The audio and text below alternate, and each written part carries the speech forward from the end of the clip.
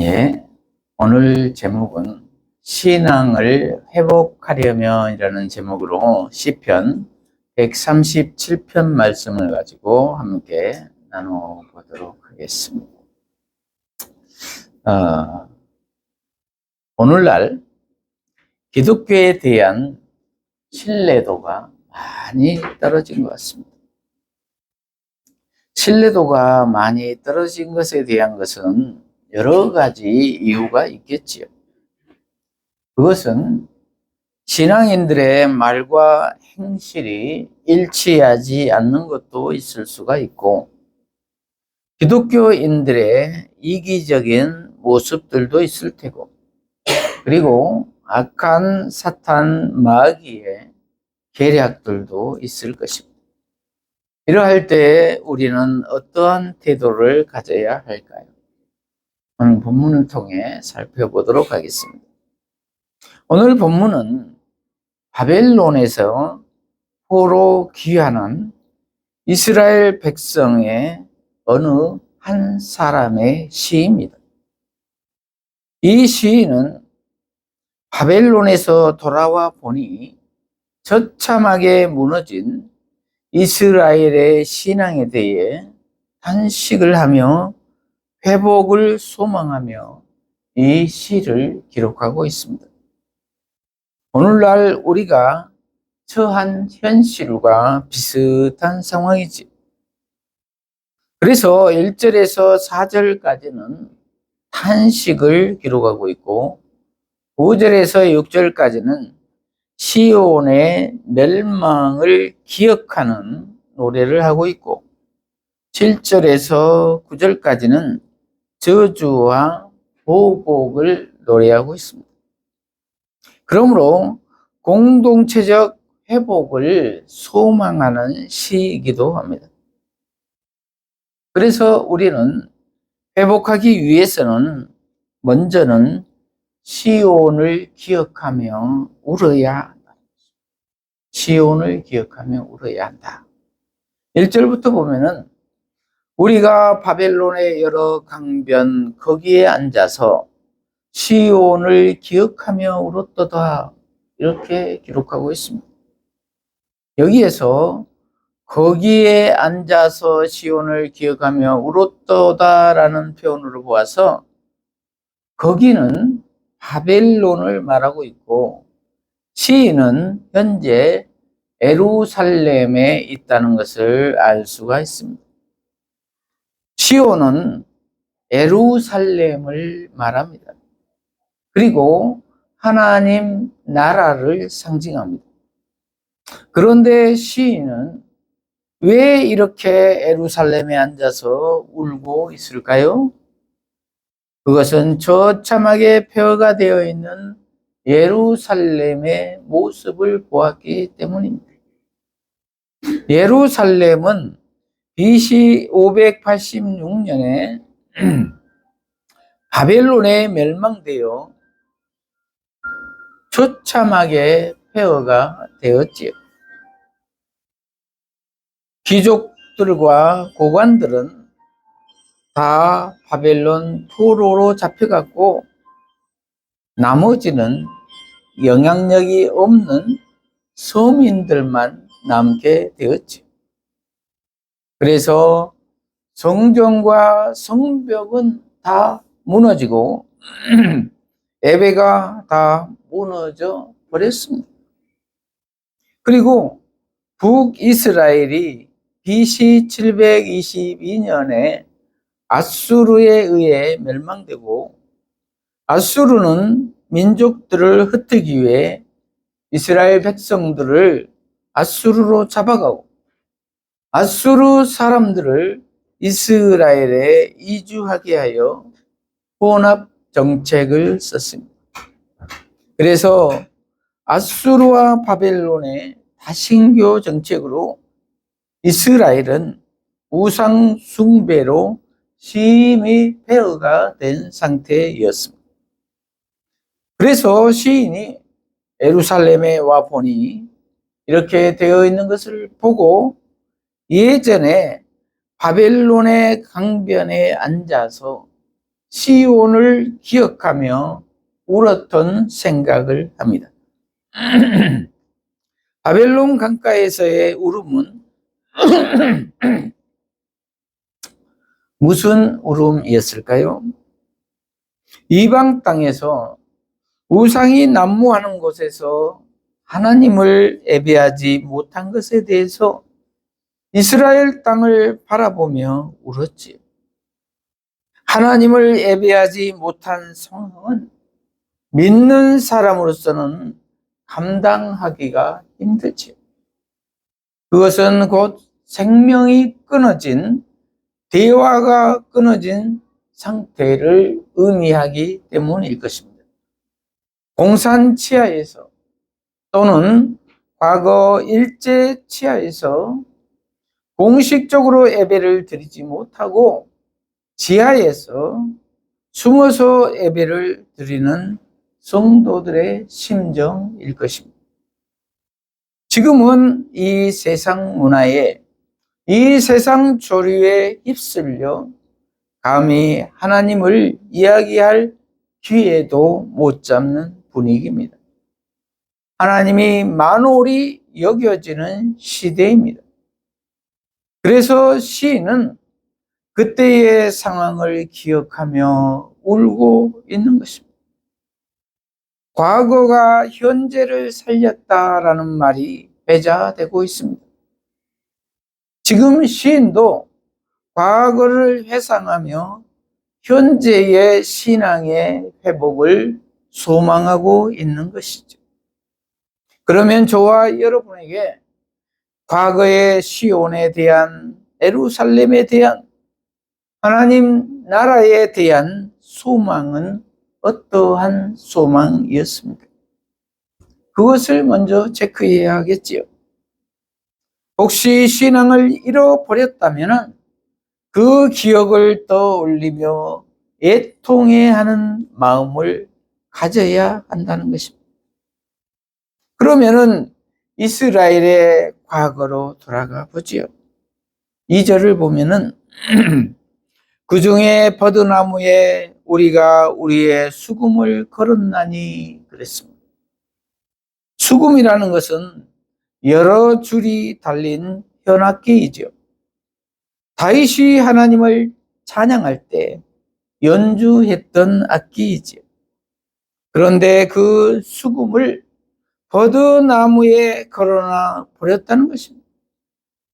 그것은 찬양이 멈추었다는 것입니다. 잠시 보류되었다는 것입니다. 찬양할 수가 없는 상황이 되었다는 것입니다. 3절, 이는 우리가 사로잡은 자가 거기서 우리에게 노래를 청하며 우리를 황폐하게 한 자가 기쁨을 청하고 자기들을 위하여 시온의 노래 중 하나를 노래하라 하미로다. 우리가 이방 땅에서 어찌 여호와의 노래를 부를까? 이렇게 기록하고 있습니다. 우리를 사로잡은 사람들이, 이방 땅 바벨론 사람들이 자기들을 기쁘게 하기 위하여 이스라엘 사람들에게 시온의 노래 중 하나를 자기들에게 불러달라는 것입니다. 아주 조롱 섞인 말입니다. 세상적인 분위기에서 찬송가를 불러달라는 것입니다. 자기들을 기쁘게 해달라는 것입니다. 그래서 이스라엘 백성들은 아무리 자기들이 포로로 잡혀왔지만은 그렇게는 못하겠다는 것입니다. 여호와를 조롱하는 자들에게 우리의 안위를 위해서 여호와의 이름을 더럽히지 않겠다는 것입니다. 세상에 동조하지 않겠다는 것입니다. 저와 여러분은 어떻습니까? 혹시 세상에 동조하고 있지는 않습니까? 어쩔 수 없었다. 좋은 게 좋은 것 아니냐? 이렇게 타협하고 있지는 않습니까? 5절, 예루살렘아 내가 너를 잊을진대 내 오른손이 그의 재주를 잊을지로다. 내가 예루살렘을 기억하지 아니하거나 내가 가장 즐거워하는 것보다 더 즐거워하지 아니할진대 내 혀가 내 입 천장에 붙을지로다. 이렇게 기록하고 있습니다. 세번역 성경으로 읽어드리면은 예루살렘아 내가 너를 잊는다면은 내 오른손아 너는 말라 비틀어져 버려라. 내가 너를 기억하지 않는다면은 내가 너 예루살렘을 내가 가장 기뻐하는 것보다 더 기뻐하지 않는다면은 내 혀야 너는 내 입천장에 붙어버리라. 이렇게 기록하고 있습니다. 번역하고 있습니다. 결코 잊을 수 없는 고국 이스라엘에 대한 향수입니다. 하나님 나라에 대한 향수입니다. 절대 하나님보다 그 어떤 것도 우선순위에 두지 않겠다는 것입니다. 저와 여러분은 하나님과 하나님 나라에 대한 이러한 향수가 있으십니까? 하나님 나라를 그 무엇보다도 즐거워하십니까? 웨스트민스터 소요리 문답 제1문에 보면은 사람의 제1된 목적은 하나님을 영화롭게 하고 영원토록 그를 즐거워하는 것이다 라고 답하고 있습니다. 우리의 존재 목적이 하나님을 영화롭게 하고 영원토록 그를 즐거워하는 것이기에 우리는 하나님보다 하나님 나라보다 더 즐거워하는 것은 없어야 될 줄로 믿습니다. 이제 하나님 나라를 파괴하는 자들을 저주하는 내용입니다. 7절 여호와여 예루살렘이 멸망하던 날을 기억하시고 에돔 자손을 치소서. 그들의 말이 헐어버리라 헐어버리라 그 기초까지 헐어버리라 하였나이다. 이렇게 기록하고 있습니다. 그러므로 에돔 자손을 쳐 달라는 것입니다. 그들은 바벨론에 우리가 멸망할 때 바벨론에 동조하여 이스라엘을 헐어버리라 헐어버리라 그 기초까지 헐어버리라고 했다는 것입니다. 아주 씨를 말려버리라고 했다는 것입니다. 하나님 나라에 대한 도전입니다.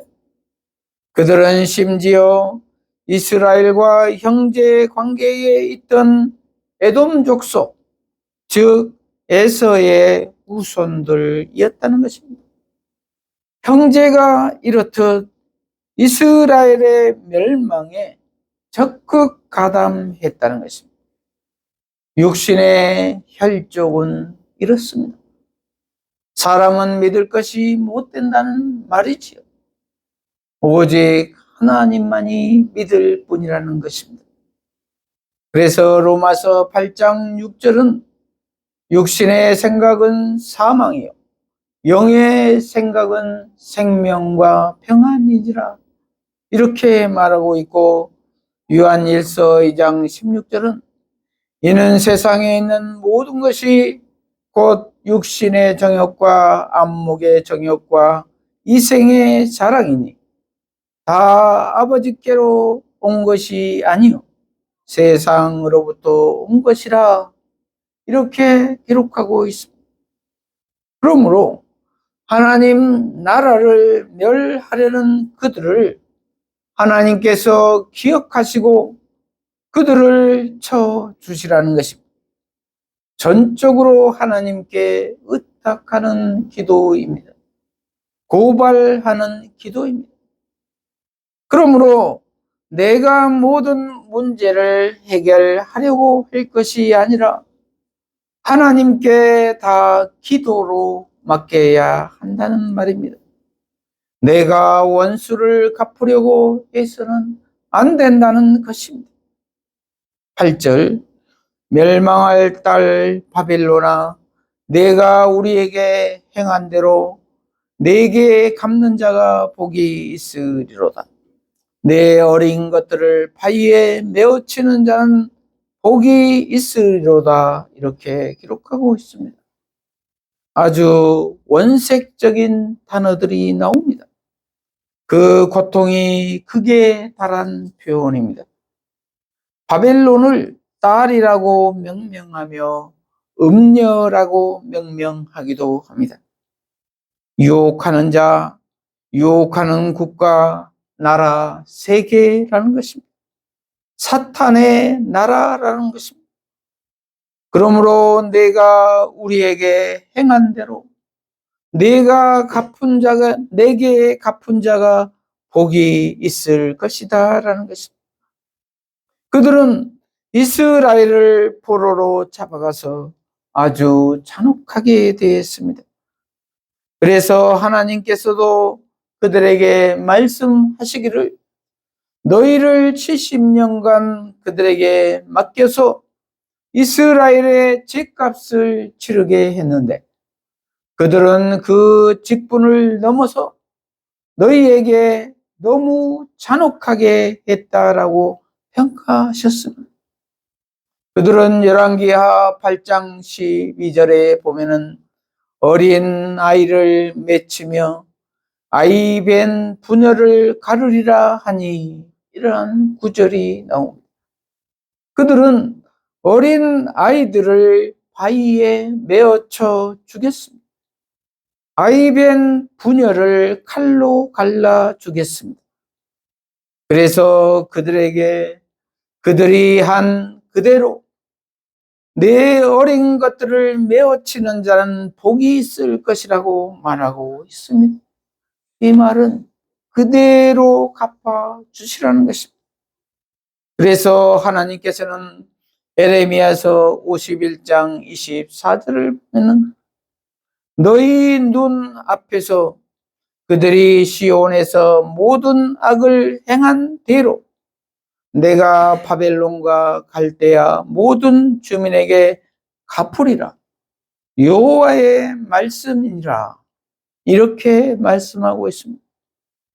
이렇게 갚아 주실 것을 믿고 시인은 기도하고 있는 것입니다. 그리고 이러한 저주의 말들은 사탄의 나라를 극히 배제하는 말들이지. 물과 기름이 합해질 수 없는 것처럼 이 세상의 나라들을 단절하라는 말입니다. 절대 타협하지 말라는 것입니다. 그것이 이 시인이 말하는 고백입니다. 그 당시는 시대가 어려워지자 세상과 야합하고 우상 숭배하는 사람들이 많았습니다. 적당히 타협하는 혼합주의자들이 많았습니다. 그래서 시인은 이렇게 사탄의 나라를 저주하고 있는 것입니다. 말씀을 마무리합니다. 시대가 많이 어렵습니다. 하나님보다도 물질주의로 혼합주의로 신앙을 지키기가 어렵습니다. 이러할 때 저와 여러분은 어떠한 태도를 취해야 할까요? 먼저는 애통해하는 마음을 가져야 할 줄로 믿습니다. 애통하는 자는 복이 있나니 그들이 위로를 받을 것이며 라고 예수님은 마태복음 5장 4절에서 말씀하고 있습니다. 그러므로 우리는 좌절하기보다는 애통해하며 기도해야 할 줄로 믿습니다.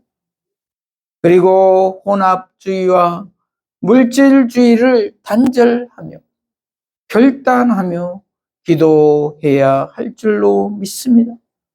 오직 하나님만을 섬겨야 할 줄로 믿습니다.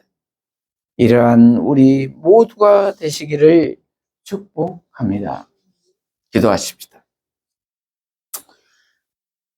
하나님 아버지, 오늘 신앙을 회복하려면 이라는 제목의 말씀으로 깨닫게 하시니 감사합니다.